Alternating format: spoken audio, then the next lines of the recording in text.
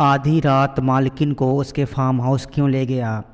रीना की शादी के 4 साल गुजर चुके थे। रीना 27 वर्ष की एक हसीन परी है।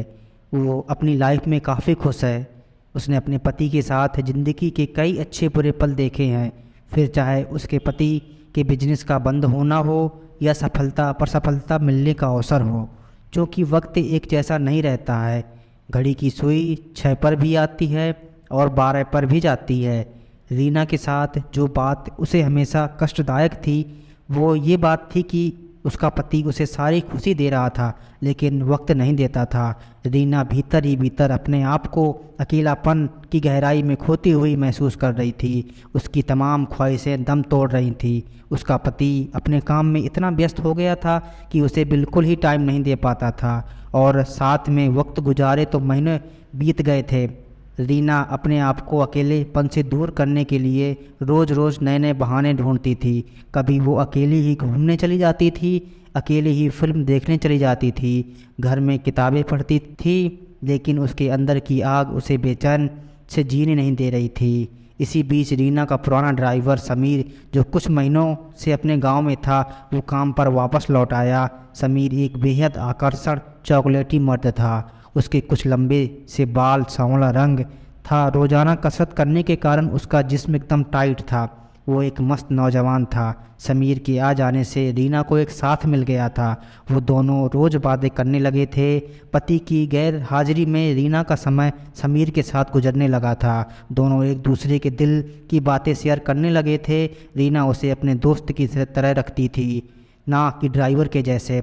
अब तक रीना और समीर के बीच कुछ भी ना था, मगर एक दिन सुबह सुबह रीना अपने गार्डन में टहल रही थी। तभी उसकी नज़र उसके ड्राइवर समीर के बदन पर जा पड़ी। समीर इस समय दंड बैठक पेल रहा था। उसके कड़ियल शरीर से पसीना बह रहा था, जो उसके सांवले बदन को चमका रहा था। फिर वो कुछ देर तक समीर को कसरत करते देखती रही। अब रीना की नज़रों में उसका ड्राइवर बस गया था।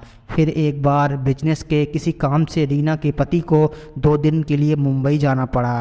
रीना उदास थी, इसलिए नहीं कि पति दूर जा रहे हैं, बल्कि इसलिए कि अगले ही दिन उसका जन्मदिन था। उसने इस दिन के लिए कितना कुछ नहीं सोच रखा था। समीर ये सब जानता था कि रीना के दिल पर क्या गुजर रही है। जन्मदिन वाले दिन समीर ने रीना को सुबह सुबह सबसे पहले विश किया। रीना मुस्कुरा दी और उसे समीर को थैंक यू बोला। पूरे दिन रीना को कॉल्स और मैसेज पर लोगों ने शुभकामनाएं दी, लेकिन रीना खुश नहीं थी। उसके पति को उसका जन्मदिन याद ही नहीं था। रात को करीब 9 बजे समीर रीना के पास आया और बोला कि आपको प्रॉब्लम नहीं हो तो मैं आपको कुछ खास चीज़ दिखाने के लिए ले जाना चाहता हूँ।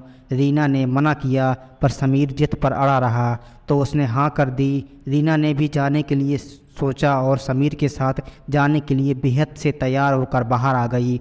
वो इस वक्त कयामत सी लग रही थी। नीले रंग की साड़ी, उस पर लाल ब्लाउज, खुले बाल, कानों में गोल्डन बाली, होठों पर लाल लिपस्टिक। रीना मानो कहर बरसा रही थी। समीर रीना को देखते ही ख्वाबों में खो गया। फिर रीना और समीर दोनों कार में बैठकर शहर से दूर जंगल के बीच में बने रीना के पति के फार्म हाउस के आ गए। रीना को कुछ समझ नहीं आ रहा था कि समीर उसे कहाँ ले आया है। वो समीर से यह सब पूछ रही थी, लेकिन समीर ने कुछ नहीं बताया। समीर रीना को अंदर से ले गया। अंदर का नज़ारा देखकर रीना की आंखें खुली की खुली रह गई। फार्म हाउस के अंदर एक हॉल में उसने रीना के बर्थडे सेलिब्रेशन की सारी तैयारियां कर रखी थी। एक बड़ा सा केक, गुब्बारे, मोमबत्तियां, यह सब देखकर रीना बेहद खुश हुई और उसने पहली बार समीर को गले लगाकर शुक्रिया अदा किया। समीर ने रीना को एक गिफ्ट दिया और कहा, इसे अभी पहनो। रीना ने देखा, वो एक ब्लैक कलर की फैंसी ड्रेस थी। इस तरह की ड्रेस उसने शादी के बाद पहनना छोड़ दी थी। रीना अंदर गई और उसने वो ड्रेस पहनी तो वो शौक हो गई। वो ड्रेस उसे पूरी तरह फिट आई थी। फिर समीर ने रीना को चाकू दिया और केक कटवाया। दोनों ने एक दूसरे को केक खिलाया। उसके बाद समीर ने रीना को डांस के लिए ऑफ़र किया। रीना उसके साथ डांस करने लग गई। थोड़ी देर बाद समीर ने रीना के दोनों हाथ पकड़कर उससे प्यार का इजहार किया। रीना को यह ठीक नहीं लगा। वो बोली, मैं शादीशुदा हूँ, यह सब ठीक नहीं है। समीर थोड़ी देर रीना को देखता रहा। फिर अचानक से समीर ने रीना के करीब आकर उसके गले से मंगलसूत्र उतार दिया और कहा, लो आज मैंने तुम्हें आज़ाद कर दिया है, कब तक अकेलापन झेलती रहोगी। रीना आवाक होकर समीर की तरफ देखने लगी। उसके मन में भी समीर के लिए प्यार उमड़ रहा था, मगर वो कुछ हिचकिचा रही थी। रीना की इस हिचकिचाहट को समीर ने समझ लिया। अगले ही पल समीर ने रीना के होठों पर अपने होंठ लगा दिए और चुम्बन करने लगा। रीना भी जिस आग में इतने दिनों से तड़फ रही थी वो आज बुझने वाली थी। रीना समीर का साथ देने लगी।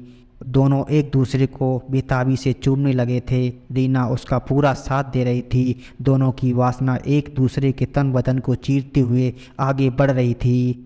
समीर रीना पूरी रात एक दूसरे के साथ रहे। उन लोगों ने वो सब किया जिसके लिए वो तड़फ रहे थे।